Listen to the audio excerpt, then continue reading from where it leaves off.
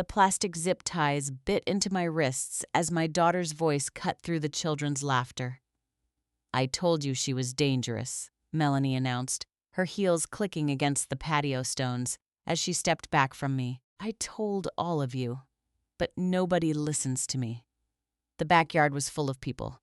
Balloons bobbed against the late afternoon sky. A bounce house groaned under the weight of shrieking children. Party streamers fluttered from the oak trees like colorful tears, and everyone was staring at me. The police officer was young, barely old enough to grow a proper mustache. He looked uncomfortable, his hand hovering over his radio, as if he wasn't sure he'd made the right call. "Ma'am," he said, "I'm going to need you to come with me." "She's been threatening me for months," Melanie continued, her voice climbing higher. "She's unstable. She attacked me in my own home last week. I have the bruises to prove it." I looked at my daughter. Her perfectly sculpted face was arranged in an expression of wounded innocence, but her eyes gave her away. They were cold, calculating, victorious. "You're lying, Melanie." My voice came out calm, steady. "You know it, I know it, and these officers are going to find out." "Lying?" She laughed. "Everyone saw what you did. You threw a glass at my head. You threatened to kill me. You've been stalking me for months. I haven't seen you in 3 years. You changed the locks. You moved. You never even told me where you lived. I found this address through a private investigator because you wouldn't let me see my own grandson. See?" Melanie turned to the crowd of party guests.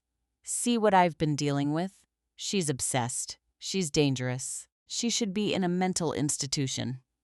The elderly neighbor, Mrs. Patterson, stepped forward. I'd known her for 15 years. She'd watched me raise my daughter. She'd brought casseroles when my husband died. She'd hugged me at my son's funeral.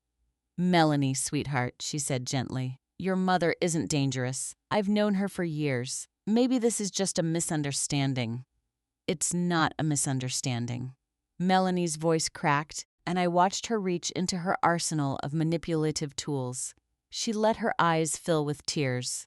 "She came to my house last week. She broke in through the back door. I woke up and she was standing over my bed with a knife." The crowd gasped. "That never happened," I said. "She's been saying these things for years. She says I stole her money. She says I'm trying to take my brother's inheritance. She says—" "This is insane," I said. "You don't have a brother. You never had a brother. Your brother is dead." Melanie's face went very still. "Ma'am," the young officer said, "we're going to have to sort this out at the station. You can't be serious." I looked at him, then back at the crowd of people who'd come to celebrate my grandson's 5th birthday. People I'd fed at Thanksgiving dinners. People who'd come to my husband's memorial. People who'd held my hand at my son's graveside. "William," I said, looking at my grandson's father, "please tell them I would never hurt anyone." William looked at his wife, then back at me. His face was pale. "I don't know what to believe," he said. "Melanie said you threatened her. She showed me pictures." "Pictures?" "Of the bruises." He wouldn't meet my eyes. "On her arms. She said you did it." "She's been editing photos, William. She's been lying about me for years." "Mom." Melanie stepped closer, her voice dropping to a whisper that somehow carried to everyone in the backyard. "It's over. Just go with them. We'll sort this out in court. I'll make sure you get the help you need." "I don't need help, Melanie. I need you to stop lying. Please don't make this harder than it already is. You're embarrassing yourself in front of everyone." The young officer was speaking into his radio now. "Yeah, we're going to need a unit to—" "No, she's not resisting. But we might need to—" "Dispatch." The voice crackled through the radio. "Unit 47, we're sending backup. We've got a situation. Copy that." I watched the officer's face shift. He looked at me, then at Melanie, then back at his radio. "Ma'am," he said, "I need you to sit down over there. Everything's going to be fine. I'm not sitting down. I didn't do anything wrong. Please, ma'am, just cooperate." Melanie smiled, and in that smile I saw everything. I saw the years of resentment, the years of feeling like I'd favored her dead brother over her, the years of watching her create stories about me, spread them to anyone who would listen, turn everyone in our family against me. I saw the woman who had systematically destroyed my reputation, isolated me from my friends, and made everyone believe I was crazy. And now she was going to have me arrested at her son's birthday party. They came in force. 4 patrol cars, sirens wailing, lights flashing. Neighbors poured out of their houses. The kids in the bounce house started crying. I was seated on a plastic patio chair, still cuffed, watching my daughter's plan unfold exactly as she'd intended. "Ma'am." An older officer approached me. His name tag read Santos. "I'm going to ask you a few questions. Just answer them honestly, and everything will be fine. I haven't done anything wrong. That's what they all say, ma'am. But we've got a witness. We've got photographs, and we've got a sworn statement from the victim." "A victim?" "I'm her mother. I've never heard a hair on her head. She says you broke into her house. She says you attacked her. She says you threatened to kill her. She's lying. Ma'am, I'm going to ask you to come with us. We can sort this out at the station. I'm not going anywhere until I speak to my lawyer." "That's your right, ma'am, but you're still going to have to come with us." He grabbed my arm. I tried to pull away, but the zip ties made it impossible. "Don't touch me." "Ma'am, don't make this harder than it has to be." I said, "Don't touch me." And then I heard it. A car door slamming, the sound of footsteps on pavement. A voice I hadn't heard in 7 years. "Take your hands off my mother." The voice cut through the chaos like a blade. Everyone stopped moving. Melanie's face drained of color. The officers turned toward the voice, and I turned too, and then I saw him. He was wearing a dark blue uniform. A gold badge glinted on his chest. His face was older, sharper, marked by lines that hadn't been there the last time I'd seen him. But his eyes were the same, those impossibly blue eyes that had stared up at me from a hospital bed, while the doctors told me there was nothing more they could do. "Julian?" My voice came out like a whisper. "Chief?" The young officer who'd cuffed me was staring, his face a mask of confusion. "What are you doing here?" "Stand down, officer." Julian's voice was calm, measured, but there was steel underneath it. "Release her." "Chief, she's under arrest. We have a warrant. You have a warrant based on fraudulent evidence." Julian walked toward me, and I saw his hands shaking. I saw the tears in his eyes. I saw the son I'd buried 7 years ago, alive, standing in front of me. He knelt beside me, his fingers working at the zip ties. I'm so sorry it took me this long." "Julian." I couldn't breathe. You're alive. I'm alive, Mom." "I'm so sorry I made you think I was dead. You're not dead." I was sobbing now, ugly, racking sobs that tore through my chest. "You're not dead. They told me you were dead. They showed me a body. They showed me it was a ruse. Mom, a government program. I was recruited. They faked my death. I couldn't tell anyone. I couldn't tell you. I'm so sorry, Chief?" The young officer was completely lost. "What's going on?" Julian stood up, turning to face the crowd. His eyes swept over the party guests, over the children, over his sister. "Melanie," he said, his voice cold, "you have exactly 30 seconds to explain to me why you tried to have our mother arrested on your son's birthday." Melanie opened her mouth. Nothing came out. 20 seconds. "Julian, I can explain." 15. "It's not what it looks like." 10. "She attacked me, Julian. She's been stalking me for months. I had no choice." 5. "I had to protect myself. I had to protect William. I had to protect my son." 0. Julian stepped toward her. "You had no choice? Melanie, I've been watching you for 3 years. I've been tracking everything you've done, every fabricated story, every edited photo, every single lie you've told about Mom to everyone who would listen. I don't know what you're talking about." "The bruises, Melanie. The ones you claimed Mom gave you. I have the original photographs. The ones you sent to your friend to Photoshop. I have the text messages. I have the email threads. Those were the broken window in your kitchen, the one you smashed yourself to make it look like a break-in. I have the security footage from the neighbor's house across the street. That's not. The online smear campaign. The false complaints to Adult Protective Services. The 2 separate attempts to get Mom committed to a psychiatric facility against her will. I have everything, Melanie." The party guests were silent. The children had stopped crying. Even the bounce house had deflated, sagging against the grass like a dying animal. "You don't understand," Melanie said, her voice breaking. "You were dead. You were gone. And Mom wouldn't stop talking about you. She wouldn't stop grieving. She spent every day at your grave, Julian, every single day. She forgot I existed. She forgot I was still alive. So you decided to destroy her?" "I didn't want to destroy her. I wanted her to see me.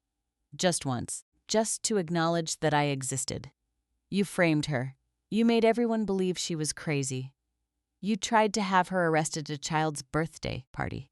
I didn't have a choice." "There's always a choice, Melanie." Julian pulled a folded document from his jacket. "And I'm about to give you one." The paper was covered in official seals. "What is that?" Melanie asked. "A warrant." Julian's voice was flat. "For your arrest. On charges of filing false police reports, conspiracy to commit fraud, and elder abuse." "Elder abuse?" "Mom's 68 years old.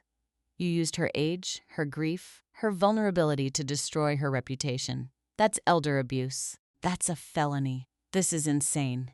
I'm her daughter, and I'm her son." Julian stepped closer. "The one you told her was dead. The one you made her grieve for 7 years. The one you used as a weapon to try and break her. I didn't mean." "You meant every word. You meant every single word. It had started 7 years earlier. I was sitting in the waiting room of the hospital. The fluorescent lights were buzzing. The coffee from the machine tasted like burned plastic, and my daughter was standing over me, telling me I should go home. Mom, you need to sleep. You've been here for 48 hours. There's nothing you can do. I'm not leaving my son. Julian's dead, Mom. He's been dead for hours. They told you. You just won't accept it.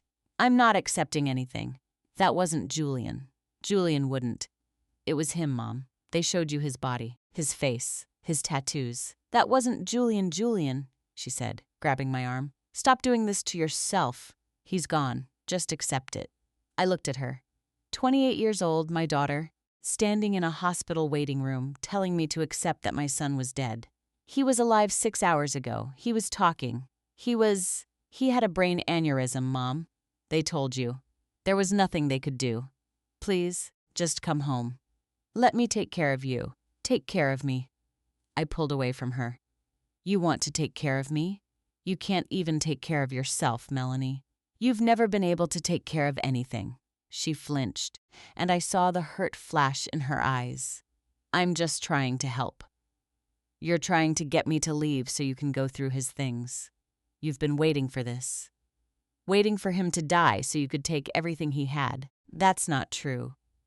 It is true. You've been jealous of him your whole life. Jealous? Why would I be jealous of a dead man? Because you know he was a better person than you'll ever be. And you know you'll never measure up. Never. Not in a million years. I shouldn't have said it. I know that now. The words had come out of my grief, out of the raw, gaping wound in my chest where my son used to be. But those words changed everything. Melanie had withdrawn from me after that. She'd stopped calling, stopped visiting. When I tried to reach out to her, she'd make excuses. And then she'd started the rumors. At first, it was small things. Telling people I wasn't handling Julian's death well. Saying I was drinking too much, forgetting things, acting strange. Then it escalated. She told everyone I'd attacked her. She showed people fabricated photographs of bruises she claimed I'd given her. She got a restraining order against me and filed a police report that sent officers to my door in the middle of the night. I was too lost in grief to fight back. I didn't notice that my friends were pulling away. I didn't notice that my neighbors were avoiding me. I didn't notice that everyone I'd ever known had decided I was a monster. I was too busy visiting my son's grave. But Julian hadn't been dead. He'd been in a hospital, but not the one I'd been in. He'd been in a secure facility, surrounded by men in dark suits, being told that his life was about to change forever. You're a perfect candidate, one of the men had said. You're physically fit. You speak 3 languages fluently. You have no dependents, and your death will be just tragic enough to be believable. My mom, Julian had said. I can't do that to my mom. She'll never recover. She'll recover, the man said, not unkindly. People always recover, and you'll be doing something important. Something meaningful. Can I at least tell her? Can I say goodbye? You can't tell anyone. Not your mother. Not your sister. Not your girlfriend. You're dead, Julian. That's the deal. Julian had protested. He'd argued. He'd threatened to walk out, to tell the whole world, to do whatever it took to stay with his mother. And then the man had shown him the photograph. It was a picture of Melanie, taken 2 weeks earlier in the parking lot of my house. She was speaking to a man I'd never seen before. There was a folder in her hands. "What is this?" Julian had asked. "That's your sister," the man said. "She's been meeting with a private investigator. She's been gathering information about your mother. She's been building a case." A case for what? To have her committed. To have her declared mentally incompetent. To gain control of your mother's assets. That's insane. Melanie would never do that. She already has.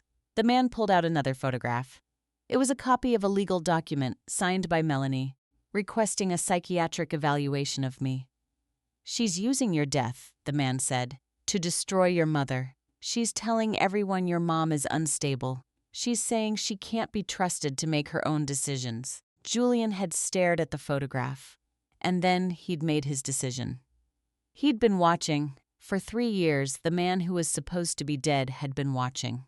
From a distance, through encrypted channels, through a network of informants and surveillance systems that would have made the CIA jealous. He'd watched his sister build her case against me.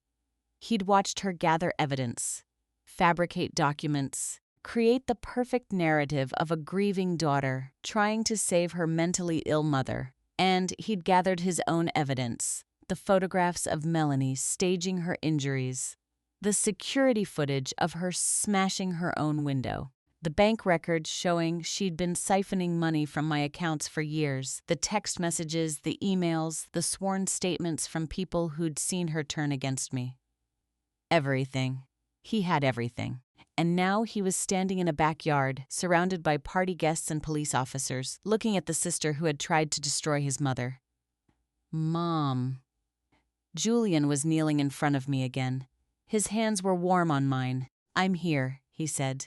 "I'm here, and I'm never leaving you again. I can't believe it. I was crying and I couldn't stop. They told me you were dead. They showed me your body. They made me identify you, facial prosthetics. They're very good. Facial prosthetics? It's a long story, Mom, but I'll tell you everything, I promise, after we deal with this." He nodded toward Melanie. Melanie was surrounded by police officers now. The young officer who'd cuffed me was standing behind her, his face a mixture of confusion and barely disguised horror. "Chief," he said, "I had no idea. She came to us with photographs. She had a signed statement. She made it seem like—" "It's not your fault, officer." Julian straightened up. "You were doing your job. But you need to understand that everything she told you was a lie. She's been manipulating you for months." "I didn't." Melanie started. "You, Julian, cut her off. You're going to prison for a long time. Do you understand that? Prison? Elder abuse, filing false reports, conspiracy to commit fraud. 3 felonies, Melanie. You're going to be in federal prison for at least a decade. You can't do this. I'm your sister. You tried to destroy our mother. You tried to have her arrested at her grandson's birthday party. You tried to commit her to an institution. And you used my death to do it. I didn't. Save it." Julian turned away from her, his face hard. "I've heard enough. Please, Julian, please don't let them take me away. Please." "Take her," Julian said, his voice cold. The officers closed in around her. The party was over. The guests had left. The children had been taken inside. The bounce house had been deflated. Julian and I sat on the patio, watching the police cars drive away. "I can't believe you're alive," I said. "I know, Mom. I'm sorry. There was a program. A government program for people with language skills and military experience. They approached me after I left the service. They said I'd be perfect for it." "Perfect? For what?" "Covert operations, undercover work. They needed people who didn't exist anymore, who died in ways that were plausible but impossible to verify. So they faked your death." "They faked my death," he confirmed. They gave you a body to identify, a body with my face, my tattoos. They made it seem like I'd had an aneurysm and died in the hospital. But why? Why would they do that? Because I was good at what I did, Mom. And because the work was dangerous. They needed me to be invisible. They needed me to be dead. For 3 years? For 3 years I was dead, and then I got promoted. Chief of a joint task force. I was allowed to start living again. But I couldn't contact you. There were protocols, rules. I had to wait. Wait for what? Wait until the mission was over. Wait until I could tell you without putting you in danger. And now? Now I'm here. He pulled me into a hug. Now I'm not going anywhere. The next few months were a blur. Julia's return became local news. The story of the dead son who'd come back to expose his sister's crimes went viral. I couldn't walk down the street without being stopped by neighbors, reporters, well-wishers. And through it all, I was trying to understand how I'd gotten to this point. How my daughter had become someone so cold, so calculating, so willing to destroy her own mother to get what she wanted. But the truth was, I'd known the answer for years. I'd known it the day my husband walked out on me. The day he told me he was leaving us for a woman half his age. The day he'd said he couldn't take it anymore, couldn't take the demands, the expectations, the weight of being a father and a husband. Melanie had been 8. Julian had been 5. I'd spent the next 15 years raising them alone, working 3 jobs to keep food on the table, going without sleep, without comfort, without anything so that my children could have something. And in the process, I'd missed something important. I'd missed the resentment building in my daughter, the resentment of being the one who had to help me with bills, who had to watch her brother while I worked nights, who had to grow up too fast because her mother was too exhausted to be a mother. I'd missed the way she watched Julian get everything he wanted, the way I'd protected him, nurtured him, made sure he never felt the pain of his father's abandonment. I'd tried to make up for it with Melanie. I'd bought her things. I'd pushed her into activities. I'd told her she was beautiful, smart, capable. But it wasn't enough. It was never enough. Because what Melanie wanted was the one thing I could never give her. She wanted me to choose her. She wanted me to love her more than I loved my son. And in her mind, I'd never done that. I visited her in prison 3 months after the trial. The visiting room was cold and institutional. Fluorescent lights buzzed overhead. The air smelled like disinfectant and desperation. Melanie sat across from me in an orange jumpsuit. Her hair was stringy. Her eyes were hollow. She looked like she'd aged 20 years. "Mom," she said. "Melanie, I can't believe you came." "I don't know why I came," I said honestly. "I don't know what I'm supposed to say to you. You could say you forgive me. Could you forgive me?" For a moment she looked confused. Then her face hardened. "You didn't do anything wrong, Mom. You were a good mother. I was the one who—" "You weren't always the one, Melanie. I made mistakes too. I didn't see you. I didn't see how much you were hurting. I was so focused on surviving, on keeping everyone alive, that I forgot to make you feel alive." Melanie's face twisted. "Don't do that. Don't make this about you. I'm not making this about me. I'm telling you the truth. I failed you. I didn't see what was happening. I didn't see how much you hated me. I didn't hate you, Mom. I just wanted you to see me. I see you now. Too late.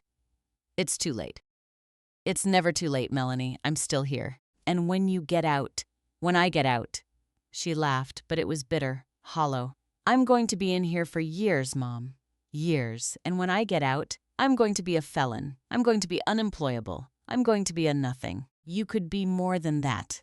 How? How could I be more than what I've become? You could start over. You could rebuild. You could find a way to make things right. She stared at me for a long moment. Make things right? She repeated. How do I make things right after what I did to you? After what I did to Julian? After what I did to everyone? You start small. You tell the truth. You take responsibility. You don't run away from what you've done. That's not going to bring back the years. That's not going to undo the pain. Nothing's going to undo the pain, Melanie.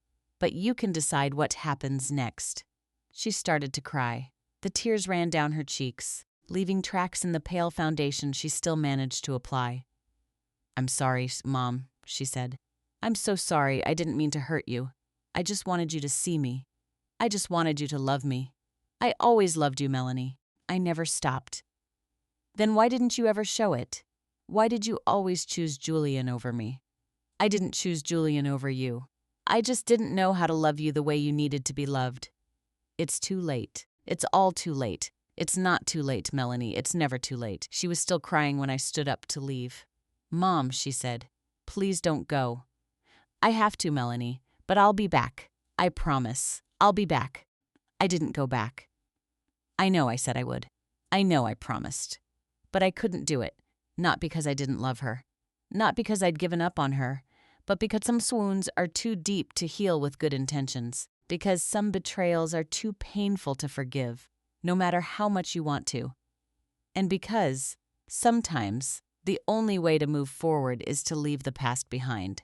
Julian was waiting for me when I got back to the house. "Mom," he said, "what happened?" "She's in pain, Julian. She's in so much pain, and I can't help her. I don't know how. You can't help someone who doesn't want to be helped." "I know."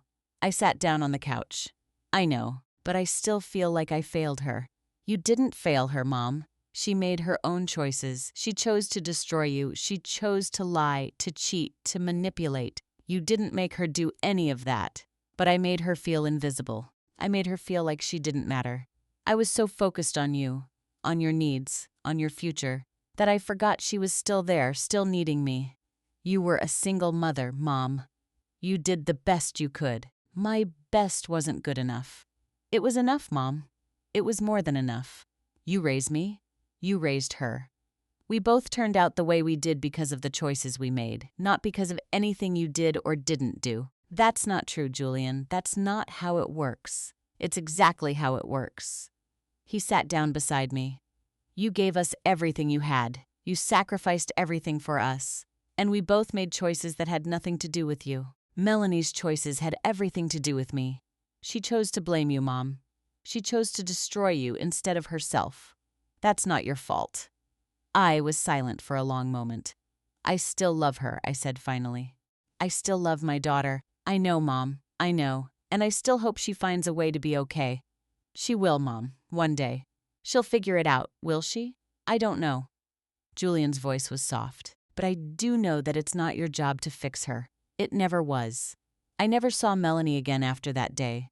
I wrote her letters. I sent her books, magazines, pictures of the family. I tried to stay connected, tried to keep a channel open. But she never wrote back. And eventually, I stopped writing too, not because I'd stopped loving her, but because I'd finally understood that love isn't always about holding on. Sometimes, love is about letting go. Today, Julian lives down the street from me. He got married to a lovely woman named Rachel. They have 2 children, a boy and a girl, and they come over for Sunday dinners every week. I'm a grandmother to children who know my name, who know my face, who run to me when I open the door, and I'm at peace. Not because everything is perfect, not because the pain has gone away, but because I've finally learned that family isn't always about blood. Sometimes, it's about the people who show up. The people who choose you. The people who fight for you. The people who love you even when you've made mistakes. I'm not the same woman I was when my daughter had me arrested at that party. I'm stronger, wiser, more careful with my heart. And I've learned that the only person I need to forgive is myself. This is where I'm supposed to say that if you're in a similar situation, you should forgive your family. You should let go of the pain. You should move on. And maybe you should. But I'm not going to tell you that, because I don't know your story. I don't know what you've been through.